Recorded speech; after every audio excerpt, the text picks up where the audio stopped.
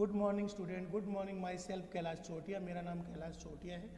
जैसा कि बच्चों आप मेरे से परिचित हैं और जो हमारा रघुनाथ स्कूल जो रतनगढ़ का सबसे बेस्ट स्कूल है, सबसे अच्छा स्कूल है, सबसे फेमस स्कूल है, उसकी ओर से आपको घर बैठे ऑनलाइन क्लासेज है वो उपलब्ध करवाई जा रही है।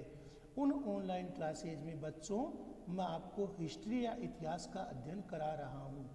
जैसा कि बच्चों आपको पता है, आपका जो पहला अध्याय वो चल रहा है, इसमें कुछ टॉपिक हट गए हैं और कुछ टॉपिक आपके सिलेबस में है।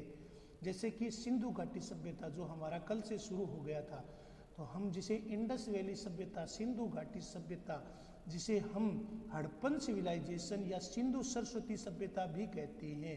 हड़प्पा सभ्यता क्यों नाम पड़ा इसका? क्योंकि सबसे पहले हड़प्पा की खुदाई हुई थी। जो सबसे पहले हड़प्पा की खुदाई हुई थी, तो इस सभ्यता के नाम से, उस स्थल के नाम से इस सभ्यता का नामांकन है वो हड़प्पा सभ्यता कर दिया गया। और यह सभ्यता का उद्भव और विकास है वो सिंधु नदी के दोनों किनारों पर हुआ था। इस सभ्यता के जो नगर थे, स्थल थे, जो उस समय के जो प्रमुख कस्बे थे, वो नदियों के या सिंधु नदी और उसकी सहायक नदियों के किनारे पर विकसित हुए थे। क्योंकि सिंधु नदी के सहायक नदियों के किनारे या सिंधु के किनारे विकसित हुए थे, इसलिए इसे इंडस वैली सभ्यता या सिंधु घाटी सभ्यता भी कहते हैं। और तीसरा इसका नामांकन है वो सिंधु सरस्वती सभ्यता। तो सिंधु और उसकी जो सहायक नदी सरस्वती थी, उसके बहाव क्षेत्र में यह सभ्यता का विकास हुआ था। सरस्वती नदी है वो लुप्त प्राय हो गई भौगोलिक हलचलों के कारण, भूगर्भीय हलचलों के कारण। लेकिन आधुनिक शोधों से पता चलता है कि राजस्थान के आंतरिक हिस्सों में, भूगर्भ में आज भी यह नदी है वो प्रवाहित हो रही है।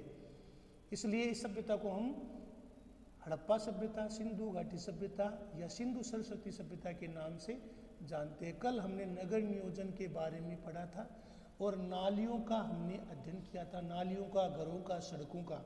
हम एक बार पुनः थोड़ा सा कल वाला जो पढ़ाया हुआ है उसको रिवीजन करेंगे और उसके बाद में हम आज का टॉपिक है वो शुरू करेंगे।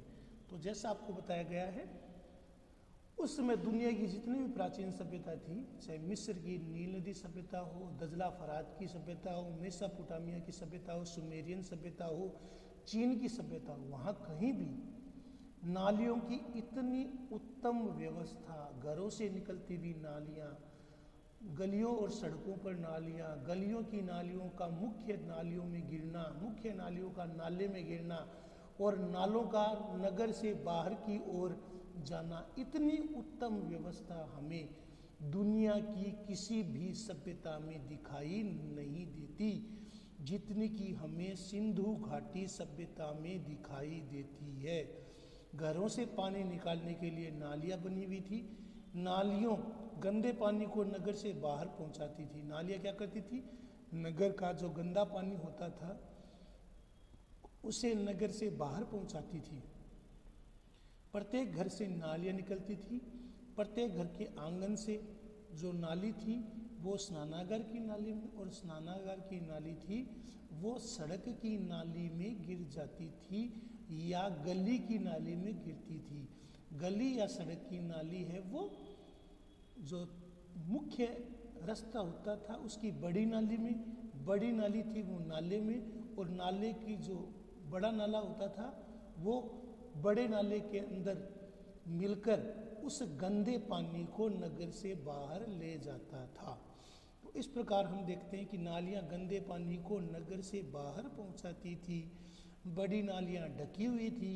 नालियों को जोड़ने और प्लास्टर के लिए जिप्सम और चूने का प्रयोग किया गया था, जिसके बीचों बीच कई जगह नालियों के बीच में चेम्बर या मेन होल तय मुख्य बने हुए थे। नालियों के बीच बीच में चेम्बर या शीर्षगत भी थे जिनकी सफाई और जिस करके कूड़ा करकट को साफ किया जाता था, जिसको समय समय पर साफ करके सुरक्षित रखा गया था। नालियों के ऊपर मेन होल बने हुए थे, नालियाँ ढकी हुई थी। नालियों का जो तल था, आधार था, उसमें जिप्सम का और प्लास्टर का प्रयोग किया गया था, जिसके द्वारा उसमें कहीं भी दरार या सीलन है वो हमें दिखाई नहीं देती। नालियों के बीच बीच में मेन होल बने हुए थे जिन्हें समय समय पर साफ कर दिया जाता था। नालियों को बाकायदा ढका गया था।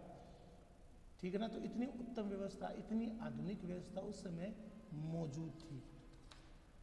आज का जो हमारा टॉपिक है वो है, पहला टॉपिक है विशाल स्नानागार। जो आपको पता है, जैसा कि लोथल का विशाल गोदीवाड़ा इस चित्र में दिखाया गया है और मोहनजोदड़ो का विशाल स्नानागार दिखाया गया है। तो मोहनजोदड़ो में ये है एक महत्वपूर्ण विशेष इमारत मिली है।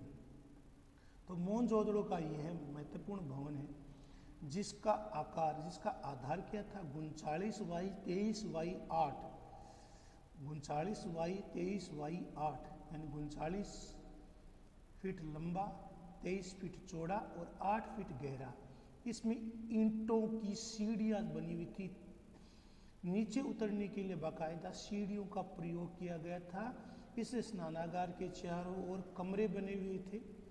फर्श में या जो आधार था उसमें एक कुआं बना हुआ था। इसके चारों ओर अंडरग्राउंड नालियाँ बनी हुई थी। इसके अतिरिक्त इसके फर्श को, ईंटों को, पक्की ईंटों को आपसे में जोड़ने के लिए चूने और जिप्सम गारे का प्रयोग है वो किया गया था। पास में एक कुएं के भी अवशेष मिले हैं जो उस समय जल का स्रोत था। उत्तर की ओर छोटे छोटे 8 स्नानागार भी बने हुए हैं। तो ऐसा प्रतीत होता है कि ये जो विशाल मोहनजोदड़ो का जो विशाल स्नानागार है, जो 39x23x8 का है, 39 फीट लंबाई, 23 फीट चौड़ाई और 8 फीट गहराई, इसके चारों ओर सीढ़ियाँ बनी थी। इसके चारों ओर बरामदों में कमरे बने हुए थे। सीढ़ियों, जो स्नानागार था विशाल, उसमें उतरने के लिए नीचे सीढ़ियाँ थी। फर्श में कुआं बना हुआ था। इसके चारों ओर अंडरग्राउंड नालियाँ थी जो गंदे पानी को साफ करती थी या गंदे पानी को बाहर निकालती थी। कुएं के माध्यम से साफ पानी है वो स्नानागार में भरा जाता था। इसका आंगन था वो, ये जो इसकी जो सीढ़ियाँ थी या पूरा जो स्नानागार था वो पक्की ईंटों से, मजबूत पक्की ईंटों से बना हुआ था, जिसमें सीलन को रोकने के लिए जिप्सम गारे का प्रयोग है वो, चूने का प्रयोग है वो किया गया था। जो कुएं के भी अवशेष हमें मिले हैं, जो जल का स्रोत था जिससे ये जो स्नानागार में जल भरा जाता था। उत्तर की ओर छोटे छोटे 8 स्नानागार मिले हैं। ऐसा प्रतीत होता है कि इस स्नानागार का प्रयोग है वो विशेष अवसरों पर, विशेष उत्सव पर आयोजित किया जाता था और सामूहिक स्नान के लिए इसका प्रयोग है वो किया जाता था। तो ये वेरी मोस्ट है विशाल स्नानागार, ठीक है ना, वेरी मोस्ट, ये आपको अंडरलाइन भी करना और लिखना भी। विशाल अन्नागार, हमें विशाल अन्नागार के जो अवशेष है वो हड़प्पा से भी मिले बेटा और मोहनजोदड़ो से भी मिले हैं। विशाल अन्नागार के जो अवशेष है वो हमें हड़प्पा और मोहनजोदड़ो दोनों से मिले हैं। जो मोहनजोदड़ो का जो अन्नागार है बेटा वो 45.71 × 15.23 मीटर का है। इसे 2 भागों में विभाजित किया गया है। हड़प्पा के अन्नागार का क्षेत्रफल 55x43 मीटर है, जिसे पानी से बचाव के लिए ऊंचे विशाल चबूतरे पर बनाया गया था। प्रत्येक खंड में 6-6 कमरे या पंक्तियों के भंडार गृह हैं। दोनों के मध्य दूरी है वो 23 फीट की रखी गई है। इसका प्रवेश रावी की ओर से था। ऐसे अन्नागार हमें मेसोपोटामिया के नगरों से भी मिले हैं। तो विशाल स्नानागार के अलावा विशाल अन्नागार जिनके अवशेष हमें हड़प्पा और मोहनजोदड़ो दोनों से मिले हैं बेटा, हड़प्पा और मोहनजोदड़ो दोनों से हमें विशाल स्नानागार के अवशेष मिले हैं। तो हड़प्पा और मोहनजोदड़ो से विशाल स्नानागार के अलावा, मोहनजोदड़ो से विशाल स्नानागार के अलावा हमें विशाल अन्नागार के अवशेष मिले हैं। मोहनजोदड़ो का जो अन्नागार है वह उसका क्षेत्रफल 45.71 × 15.23 मीटर का है। इसे 2 खंडों में विभाजित किया गया था। जो हड़प्पा का जो अन्नागार है वो उसका क्षेत्रफल 55x43 है, जिसे पानी से बचाव हेतु ऊंचे चबूतरे पर बनाया गया था। प्रत्येक खंड में 6-6 पंक्तियों में 6-6 के 6-6 कमरे 2-2 पंक्तियों में बने हुए हैं। दोनों के मध्य 23 फीट की अंतर। ऐसा प्रवेश और इसका प्रवेश है वो रावी नदी की ओर से किया गया है। ऐसे ही हमें विशाल स्नानागार है बच्चों, वो हमें मेसोपोटामिया की सभ्यता से भी मिले हैं। अब अगला हमारा है विशाल जलाशय और स्टेडियम। आपको पता है धोलावीरा, लोथल, रंगपुर, धोलावीरा, लोथल ये सब गुजरात में है। धोलावीरा के उत्खनन से हमें 16 छोटे बड़े जलाशय प्राप्त हुए। इनमें से हमें तत्कालीन जल संग्रहण प्रणाली की जानकारी मिलती है। दुर्ग के दक्षिण में शिला को काटकर 95 वाई 11.42 वाई 4 का जलाशय बना हुआ है। इसके अलावा जो धोलावीरा की विशेषता है, वहाँ पर स्टेडियम मिला है, ये वेरी मोस्ट है। इसके अलावा जो धोलावीरा जो गुजरात में, वहाँ विशाल स्टेडियम के प्रमाण मिले हैं। तो धोलावीरा से हमें किसके प्रमाण मिले हैं? विशाल स्टेडियम से के प्रमाण मिले। विशाल स्नानागार के प्रमाण हमें कहाँ से मिले हैं? मोहनजोदड़ो से। विशाल स्टेडियम के प्रमाण हमें कहाँ मिले हैं? धोलावीरा से। और विशाल स्नानागार के प्रमाण हमें कहाँ मिले हैं? मोहनजोदड़ो से। तो धोलावीरा में एक विशाल स्टेडियम के प्रमाण मिले हैं। स्टेडियम का आकार 283 वाई 45 मीटर। स्टेडियम के चारों तरफ दर्शकों के बैठने के लिए सीढ़ियाँ बनाई गई थी। समारोह स्थल दुर्ग की प्राचीर से जुड़ा हुआ, इसकी चौड़ाई 12 मीटर रखी गई है। तो ध्यान में रखना, तो धोलावीरा में विशाल स्टेडियम के प्रमाण मिले हैं। यह स्टेडियम, इस स्टेडियम का आकार करीब 283 बाई 45 मीटर था, विशाल था। इसमें करीब 70 से 80 हज़ार दर्शक बैठ सकते थे। दर्शकों को बैठने के लिए सीढ़ियाँ बनाई गई थी। समारोह स्थल दुर्ग की प्राचीन से जुड़ा हुआ, इसकी लंबाई है या इसकी चौड़ाई है वो 12 मीटर है। विशाल गोदी या बाड़ा, लोथल ये भी गुजरात में है। धोलावीरा ये भी गुजरात में है। लोथल ये भी गुजरात में है। तो लोथल से हमें पक्की ईंटों का एक ढांचा मिला है। पक्की ईंटों का एक ढांचा मिला है। पुरातत्ववादी S.R. राव ने इसे गोदीवाड़ा, डाकयार्ड या बंदरगाह का महत्वपूर्ण भाग के रूप में पहचाना है। तो पुरातत्ववेत्ता S.R. राव ने इसे प्राचीन इंडस वैली सभ्यता का गोदीवाड़ा या बंदरगाह की संज्ञा उन्होंने इसे दी है।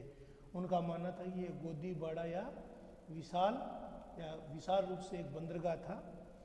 इसका बंदरगाह का महत्वपूर्ण हिस्सा था। इसका औसत आकार, ये जो गोदीवाड़ा या डॉकयार्ड है, इसका आकार 214 बाई 36 मीटर है। वर्तमान में इसकी गहराई 3.3 मीटर है।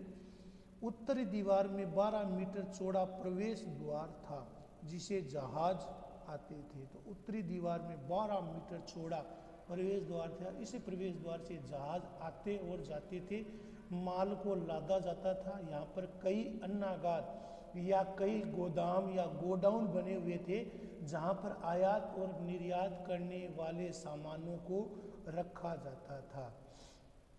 इसके जहाज आते थे। प्रवेश द्वार भोगवा नदी से जुड़ा है। इसकी गोदी में पानी आता था। इसकी गोदी में पानी आता था। राव लिखते हैं, ऐसा राव क्या लिखते हैं कि लोथल की गोदी फिनिशिया और रोम की गोदी से कहीं अधिक विकसित और प्राचीनतम थी। जो लोथल की गोदी थी, बंदरगाह था या डॉकयार्ड था, वह इसमें 12 मीटर चौड़ा प्रवेश द्वार था जहाँ से जहाज आते जाते थे। प्रवेश द्वार पर या प्रवेश द्वार था वो भोगवा नदी पर था। यहाँ पर गोदी में पानी भी आता था। राव लिखते हैं इतनी बड़ी जो गोदी है, इतना बड़ा जो बंदरगाह है, इतना बड़ा जो डॉकयार्ड है, ऐसा डॉकयार्ड बंदरगाह है वो फिनिशिया और यहाँ तक कि हमें रोम की नदियों के किनारे में नहीं मिलता है। इतना विशाल, इतना प्राचीन लोथल का जो बंदरगाह था वो दुनिया में सबसे प्राचीन बंदरगाहों में से एक माना गया था। लोथल का डॉकयार्ड वर्तमान विशाखापट्टनम के डॉकयार्ड से भी बड़ा है। जो विशाखापट्टनम जो बंदरगाह के रूप में सबसे प्रसिद्ध है भारत में, उसके डॉकयार्ड से भी बड़ा डॉकयार्ड है, क्योंकि इसका जो क्षेत्रफल है वो 214 बाई 36 मीटर का है, जो अति विशाल है। तो ऐसा हमें न तो फिनिशिया और न ही रोम की नदियों के किनारे डॉकयार्ड मिले हैं, और न ही वर्तमान में जो विशाखापट्टनम का जो डॉकयार्ड है वैसा डॉकयार्ड भी जो लोथल से मिला जो डॉकयार्ड है वो विशाखापट्टनम के डॉकयार्ड से भी बड़ा है। तो जैसा आपको बताया, सिंधु घाटी सभ्यता की कला, लिपि और विज्ञान। यहाँ की सभ्यता से प्राप्त अवशेषों में पत्थर की मूर्तियाँ, यहाँ से हमें क्या क्या मिली है? यहाँ की सभ्यता से प्राप्त अवशेषों में पत्थर की मूर्तियाँ भी मिली है बच्चों। यहाँ से हमें मणके भी मिले। देखो आपने यहाँ पर देखो बैल के आकार की, ये देखो बैल के आकृति की मोहरें, ये सिंधु लिपि लिखी गई है जिसे हम पढ़ने में अभी तक ऐसा पहले नर्तकी की मूर्ति, कांस्य मूर्ति, कांस्य की मूर्तियाँ भी बनाई जाती थी उस काल में। तो नर्तकी की कांस्य मूर्ति और मुहर के ऊपर स्वास्तिक का निशान, सत्य का निशान, देखो स्वास्तिक का निशान है वो बनाया गया है। तो यहाँ की सभ्यता से मिले अवशेषों में मूर्तियाँ हैं। देखो मोहरें, मोहरों के ऊपर कुछ पर बैल की आकृति है और कुछ के ऊपर स्वास्तिक की आकृति। इसी प्रकार नर्तकी की मूर्ति भी मिली है, कांस्य के नर्तकी की मूर्ति है वो भी मिली है। यहाँ की जो अन्य चीज़ें मिली उनमें मणके, मृदभांड, मोहरें, कांस्य मूर्तियाँ, पात्र यहाँ की कला के उत्कृष्ट प्रमाण है। यहाँ से शैलखड़ी की योगी की मूर्ति मिली है, शैलखड़ी नामक पत्थर की योगी की मूर्ति मिली है। नर्तकी की कांस्य और मिट्टी दोनों प्रकार की मूर्तियाँ, नर्तकी की जो ऐसी मूर्ति मिली है वो कांस्य की भी मिली है और मिट्टी की मिली। से पता चलता है कि उस समय धातु विज्ञान बहुत ही आधुनिक था, बहुत ही विकसित था। कांस्य की मूर्ति की ऊंचाई 11.1/2 सेंटीमीटर यानी 11.5 सेंटीमीटर है। मिट्टी की मूर्तियों में विशाल भंडार उस समय के मूर्ति कला के प्रमाण है। कुबड़दार बैल की मूर्ति भी कला का प्रतीक है। उस समय कुबड़दार बैल की मूर्तियाँ थी। मोहरों पर किए गए चित्रण से हमें यहाँ की निवासियों की चित्रकला के प्रति रुचि की जानकारी मिलती है। तो मोहरों पर जो चित्रण किया गया है उससे वहाँ के निवासियों की चित्रकला, यहाँ के धातु विज्ञान, यहाँ के कला कौशल, यहाँ के मिट्टी की कला कौशल के बारे में जानकारी मिलती है। बैल की किस प्रकार आकृति को मोहरों पर, स्वास्तिक की आकृति को किस प्रकार मोहरों पर खोदा गया था। नर्तकी की ऐसे विशाल भव्य कलात्मक मूर्ति मिली है जो उस समय की धातु विज्ञान की उत्कृष्टता को प्रमाणित करती है। तो आज हमने विशाल स्नानागार, विशाल अन्नागार, विशाल जलाशय के बारे में पढ़ा है। इसको लिखना है, याद करना, यह होमवर्क है। धन्यवाद।